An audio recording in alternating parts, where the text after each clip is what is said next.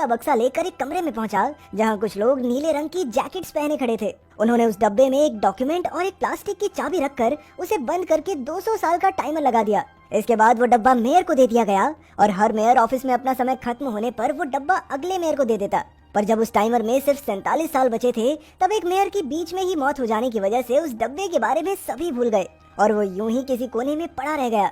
47 साल बाद दून नाम का एक लड़का अपने पिता लॉरिस के साथ एम्बर नाम के एक अंडरग्राउंड शहर में रहता था और आज वो अपनी ग्रेजुएशन के लिए तैयार हो रहा था। तभी पूरे शहर में एकदम से बिजली चली गई और ये देखते ही दून ने अपने पिता से कहा कि देखना ये शहर जल्द ही खत्म हो जाएगा और वो इसीलिए जल्द से जल्द जनरेटर तक पहुंचना चाहता है। उसी समय लीना नाम की एक लड़की भी अपनी दादी के घर से इसी ग्रेजुएशन सेरेमनी के लिए निकली।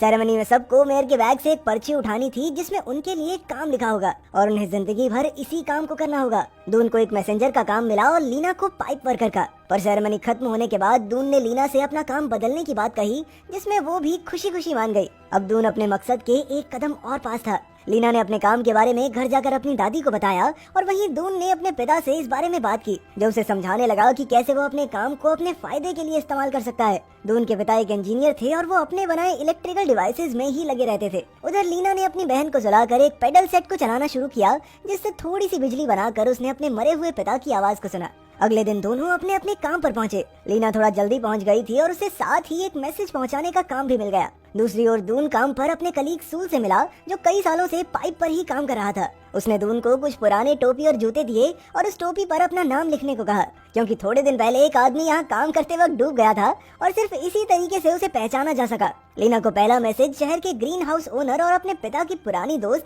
क्लैरी को देना था, जिनके आलू में कुछ कंप्लेंट आ रही थी। क्लैरी से बात करते वक्त बीच में ही उन दोनों को बाहर से कुछ शोर सुनाई दिया। असल में एक बूढ़ा आदमी एम्बर शहर से भागने की कोशिश कर रहा था और मेयर के आदमियों ने उसे पकड़ लिया। इस पर लीना ने पूछा कि आखिर कोई ऐसा करने की कोशिश क्यों करेगा, जबकि ये तो कानून के खिलाफ है। उधर टनल्स में दून सूल से काम सीख रहा था।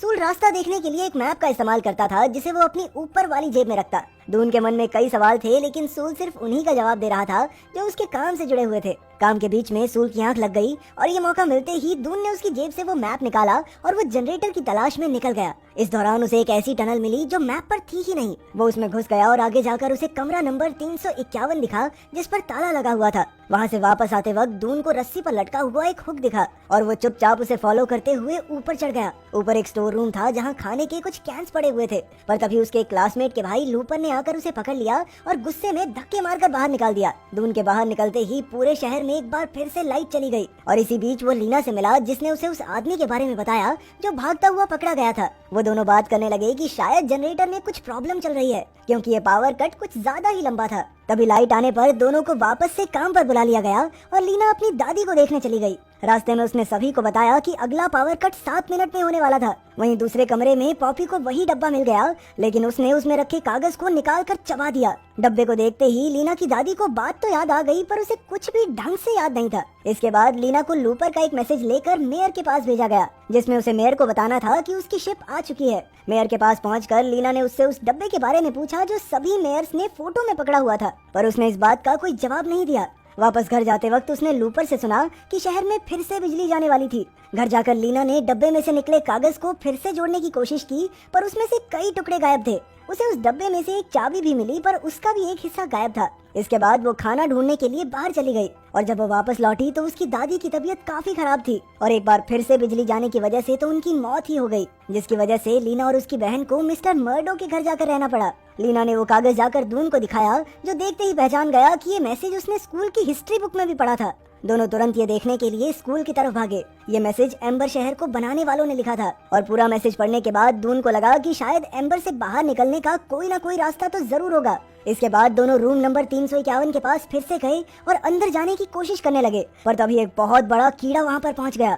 दोनों की किस्मत अच्छी थी कि किसी तरह वहाँ से बच निकले। इसके बाद लीना ये सोचने लग गई कि आखिर उसके पिता कैसे डूब सकते हैं, जबकि एम्बर शहर में तो इतना पानी है ही नहीं। फिर क्लैरी ने उसे बताया कि उसके पिता को लगता था कि एम्बर शहर खत्म होने वाला है, इसीलिए वो एक सुरंग बनाकर वहाँ से निकलना चाहते थे, पर उन्होंने गलती से नदी में छेद कर दिया, जिस वजह से वो डूब गए, पर उनके साथ के कुछ लोग भागने में कामयाब रहे। उधर जब मेयर स्पीच दे रहा था तो लीना उस कागज को जोड़ने में लगी थी। तभी लिजी वहाँ से गुजर रही थी, जो पैर फिसलने पर नीचे गिर गई।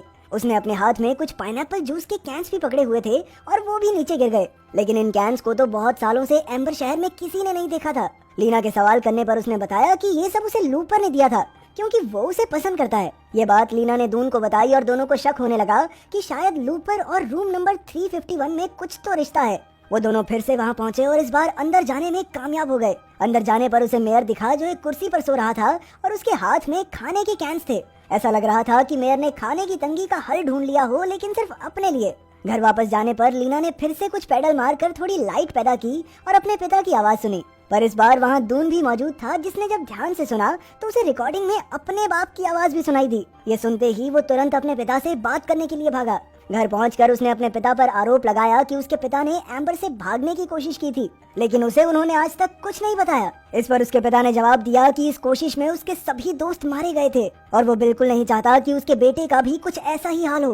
पर दून ने जवाब दिया कि वो अंधेरे में तीर नहीं चला रहा, उसके पास यहाँ से बाहर निकलने का फुल प्रूफ प्लान है। उधर लीना ने मेयर के असिस्टेंट को जाकर सब कुछ बता दिया कि कैसे मेयर ने अपने लिए तो खूब सारा खाना रखा हुआ है, जबकि आम जनता भूखमरी का शिकार हो रही है। उसने पहले तो लीना का शुक्रिया अदा किया, लेकिन फिर बाद में जबरदस्ती खींचकर मेयर के पास ले गया। वो लीना को गिरफ्तार करने ही वाले थे कि एक बार फिर से बिजली चली गई और मौका मिलते ही लीना मेयर की जेब से वो चाबी लेकर भाग गई, जिसका आधा हिस्सा उसके डब्बे में मौजूद था। मेयर को इस बात से कुछ खास फर्क नहीं पड़ा क्योंकि वो तो उस चाबी का इस्तेमाल सिर्फ अपने दांत साफ करने के लिए करता था। बिजली वापस आने पर मेयर ने अपने आदमियों को दून और लीना को अरेस्ट करने के लिए भेज दिया, पर दून अपने पिता की मदद से वहाँ से भागने में कामयाब हो गया। दूसरी ओर क्लैरी ने लीना को ग्रीन हाउस में ही एक सीक्रेट कमरे में छिपा दिया और कुछ ही देर में दून भी वहाँ पहुँच गया। कमरे में जाकर दून को अपने पिता की बनाई हुई एक मशीन दिखाई दी और दोनों ने उस पर बैठकर एक सुरंग बनाते हुए भागने का फैसला किया। लीना ने दून को मेयर के पास से चुराई हुई चाबी दिखाई और फिर उसने बक्से से दूसरा हिस्सा निकालकर दोनों को जोड़कर चाबी को पूरा किया। इसके बाद उन्होंने चुपके से लीना की छोटी बहन पॉपी को भी अपने साथ ले लिया और फिर वो पाइपिंग सिस्टम के कंट्रोल रूम में पहुंचे। दून ने एम्बर से बाहर निकलने में सून की मदद मांगी, पर उसने ये कहकर मदद करने से मना कर दिया कि ये उसका काम नहीं है और उनके पास मौजूद नक्शे की मदद से उन्होंने एक ऐसा सिस्टम चालू कर दिया जिससे वहाँ पर रखे लॉकर्स बोट बन गए और एक एक करके खुद ब खुद नदी में जाने लगे। पानी का बहाव सीधा जाकर एक बहुत बड़े लोहे के पहिए से टकरा रहा था और पानी में गिरा पहला लॉकर तो उससे टकराते ही चकनाचूर हो गया। इसके बाद कागज पर लिखी जानकारी से वो दोनों ऊपर के कंट्रोल रूम में पहुंचे, जहां उन्होंने उस चाबी की मदद से पानी के लेवल को बढ़ा दिया ताकि वो उस पहिए से टकराए ना, बल्कि उसके ऊपर से होके गुजर जाएं। लेकिन ऐसा करते हुए एक लीवर बीच में ही जाम हो गया। सूल समझ चुका था कि शायद ये बच्चे सही रास्ते पर हैं और अगर ये बाहर निकलने में कामयाब रहे तो इसका मतलब ये होगा कि बाकी लोगों की जान भी बच सकती है। वो लीवर को सही करने में लग गया और उसने दून से जल्द वहाँ से निकल जाने को कहा। वहाँ से जाते हुए दून फिसलकर नीचे गिरने ही वाला था कि सूल ने उसे बचा लिया। इसके बाद वो पॉपी और लीना के पास बोट में पहुंचा। पानी का लेवल अभी भी थोड़ा नीचे था, पर आखिरी मिनट पर सूल ने पूरी जान लगाकर लीवर को ऐसे घुमाया कि एक बड़ी लहर उन्हें उठाकर अपने साथ ही ले गई। दूसरी ओर पानी अब शहर की पाइप से बाहर निकलने लगा था। ये सब देखकर मेयर डर गया और वहाँ से भागकर अपने कमरे की तरफ जाने लगा। रास्ते में उसे लूपर मिला, जिसने बहुत मिन्नतें की कि उसे भी अपने साथ ले जाए, लेकिन मेयर ने उसे धक्का देकर वहाँ से निकाल दिया। कमरे में पहुंचकर जब मेयर को लग रहा था कि वो पूरी तरह सुरक्षित है, तभी अचानक एक बहुत बड़े कीड़े ने उस पर हमला कर दिया।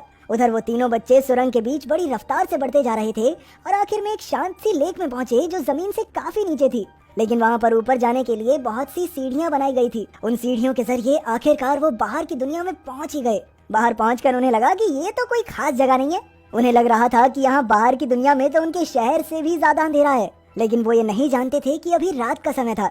अगली सुबह उन्होंने पहली बार उगते सूरज को देखा। हरे भरे पेड़ पौधों और पक्षियों को देखकर तो वो अपनी आंखों पर यकीन ही नहीं कर पाए। उनकी खुशी का तो कोई ठिकाना ही नहीं था। एक गड्ढे से नीचे देखने पर उन्हें एम्बर शहर दिख रहा था, जिसमें उन्होंने एक पत्थर में अपना मैसेज और वो मैप बांधकर नीचे फेंक दिया। वो पत्थर दून के पिता को मिला और उम्मीद है वो बाकी सबको बचाकर बाहर ले